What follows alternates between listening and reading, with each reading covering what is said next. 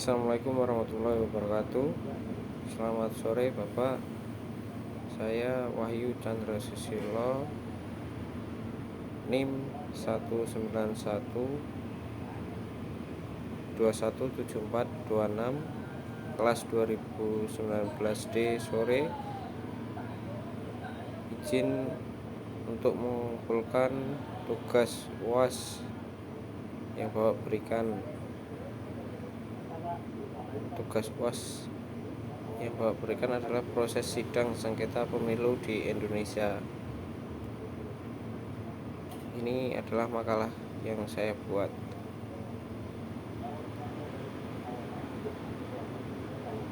Proses sidang sengketa pemilu di Indonesia disusun oleh Wahyu Chandra Susilo, NIM 191217426, kelas 2019D sore, Fakultas Hukum Universitas Widya Mataram, Yogyakarta 2022.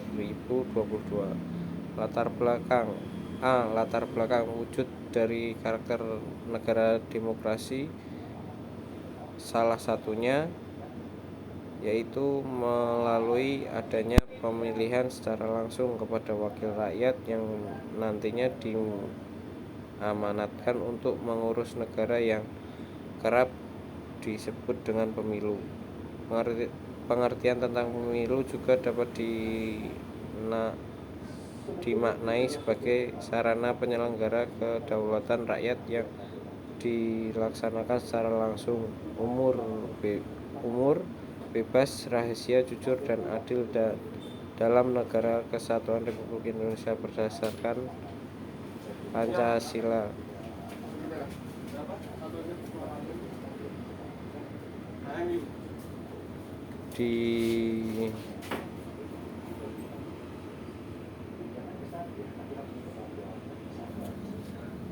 Di Indonesia, pelaksanaan pemilu dapat dimaknai sebagai pesta demokrasi secara langsung karena rakyat Indonesia dapat memilih pimpinannya secara langsung untuk kebaikan tumbuh kembang negara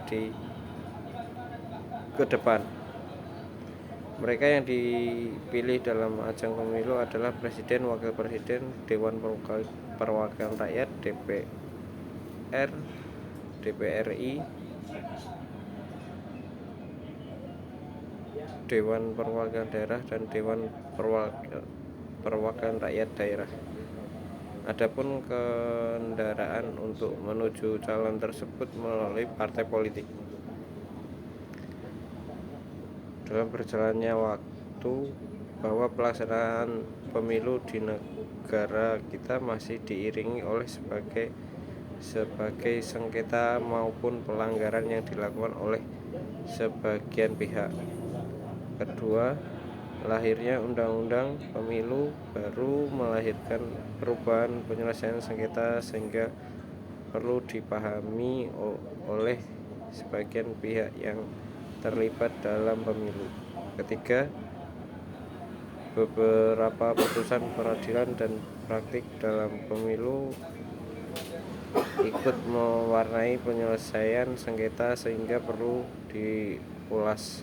Salah satu hal baru dalam 2 kali pemilu terakhir di Indonesia adalah dalam hal disediakannya mekanisme gugatan keberatan terhadap hasil pemilu.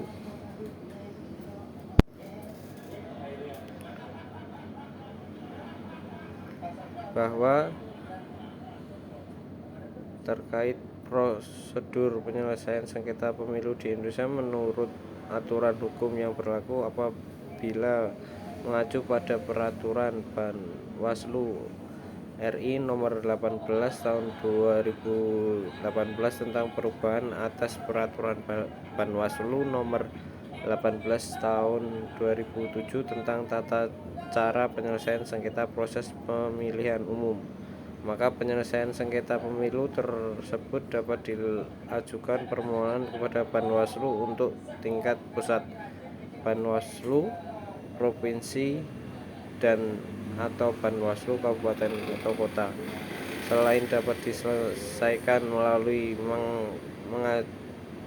pengajuan di Bawaslu dan apabila akan hasil putusan yang disematkan oleh Bawaslu merasa tidak mencapai nilai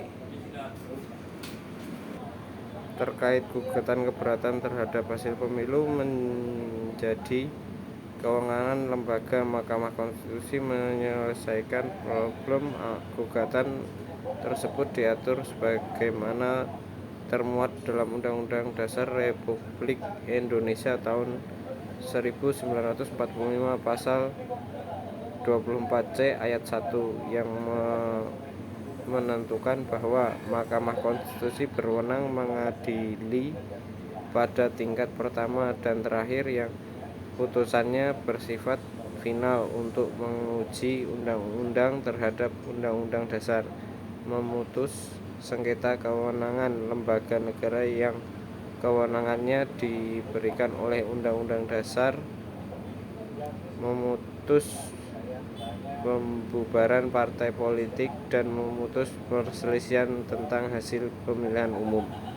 Hal demikian sesuai dengan pendapat Herman Yanti bahwa Mahkamah Konstitusi adalah fungsi peradilan untuk menegakkan hukum dan keadilan dalam rangka menegakkan supremasi konstitusi untuk selanjutnya dalam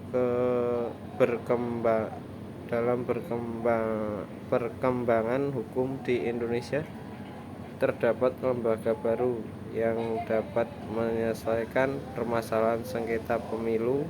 Hal ini sebagaimana ketentuan pasal 24C ayat 1 Undang-Undang 1945 dapat diketahui bahwa pertama munculnya keberadaan lembaga negara baru, yaitu Mahkamah Konstitusi atau MK dalam struktur ketatanegaraan Indonesia. Kedua, salah satu wewenang MK adalah memutus perselisihan tentang hasil pemilu. Dengan demikian, MK yang menyelenggarakan pemilu memiliki kedudukan strategis karena kewenangan mengadili pada tingkat pertama dan terakhir serta putusannya bersifat final.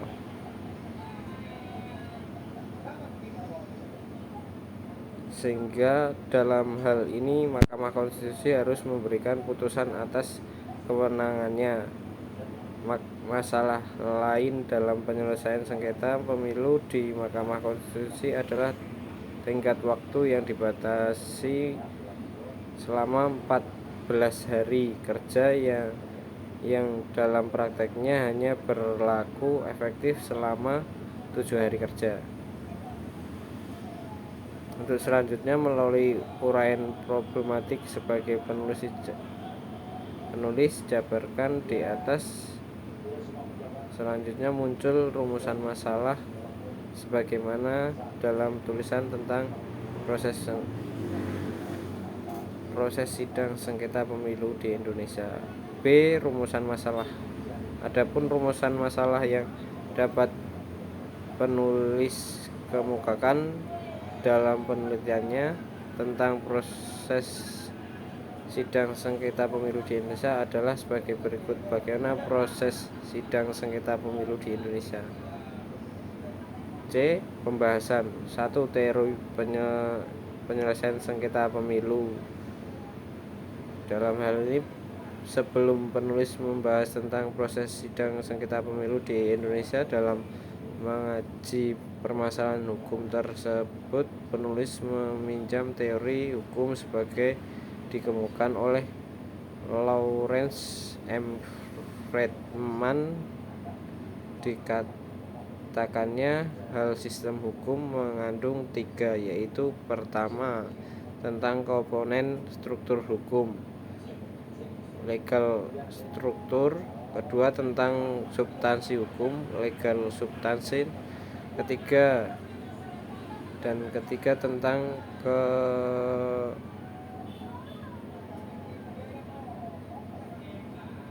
tentang komponen budaya hukum legal kultur. 2. Praktek pelanggaran pelaksanaan pemilu.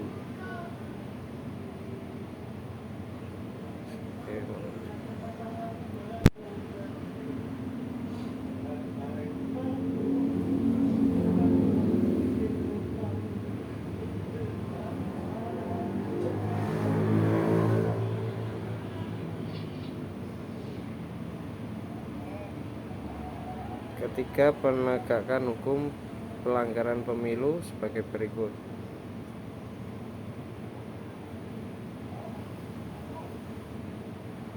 4. Proses penyelesaian sengketa pemilu di Panwaslu. Bahwa sebelum melalui sengketa ke tingkat pengadilan, sidang penyelesaian sengketa pemilu juga dapat dimohonkan melalui Panwaslu. Hal ini berdasarkan aturan pengaturan Panwaslu RI nomor 18 tahun 2018 tentang perubahan atas peraturan Panwaslu nomor 18 tahun 2017 tentang tata cara penyelesaian sengketa proses pemilihan umum. Dalam aturan peraturan Panwaslu tersebut dijelaskan objek dari sengketa pemilu sebagaimana pasal 4 peraturan Panwaslu RI nomor 18 tahun 2018 tentang perubahan atas peraturan Panwaslu nomor 18 atau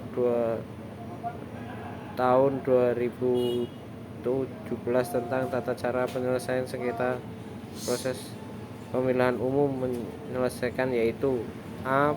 Perbedaan penafsiran atau suatu ketidakjelasan tertentu mengenai suatu masalah, kegiatan, dan peristiwa berkaitan tentang pelaksanaan pemilu dalam Panwaslu atau perundang-undangan.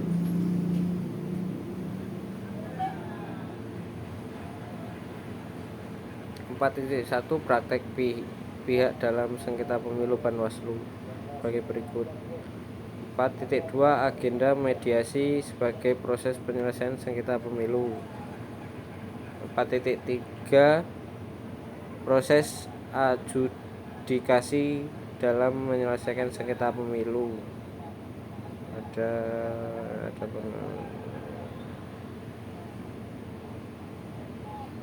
sebagai berikut.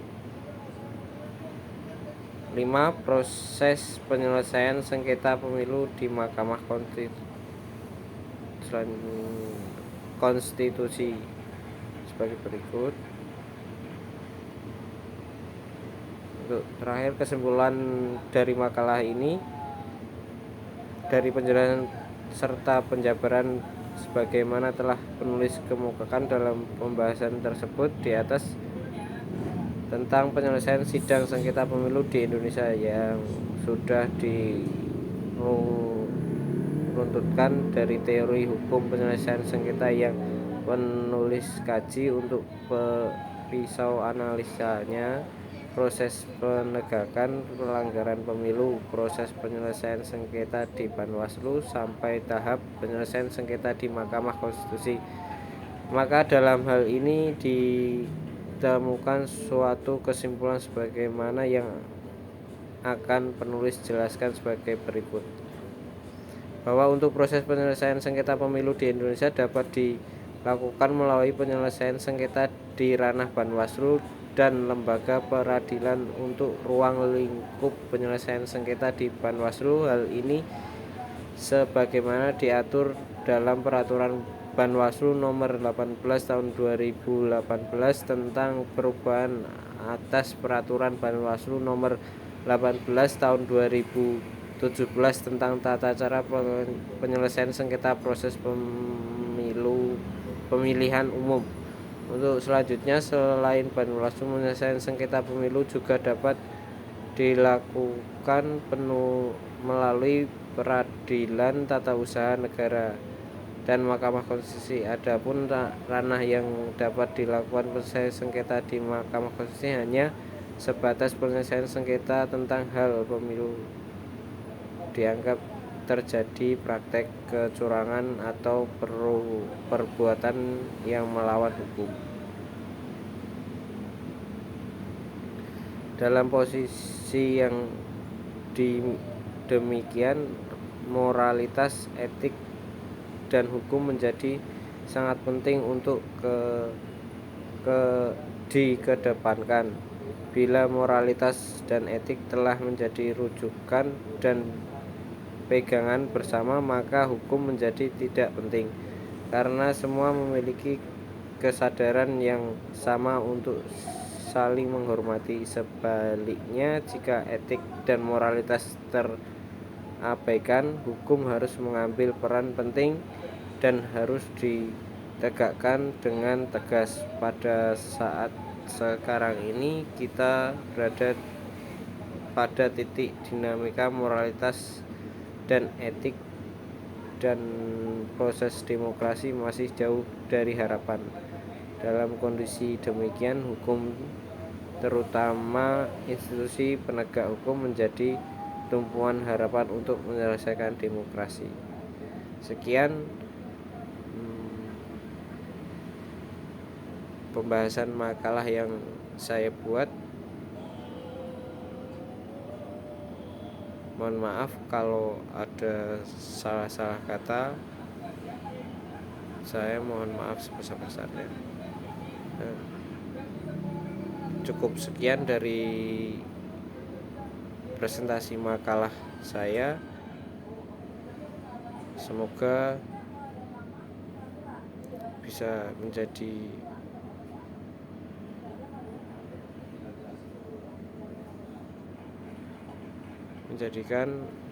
tugas ini untuk penilaian UAS.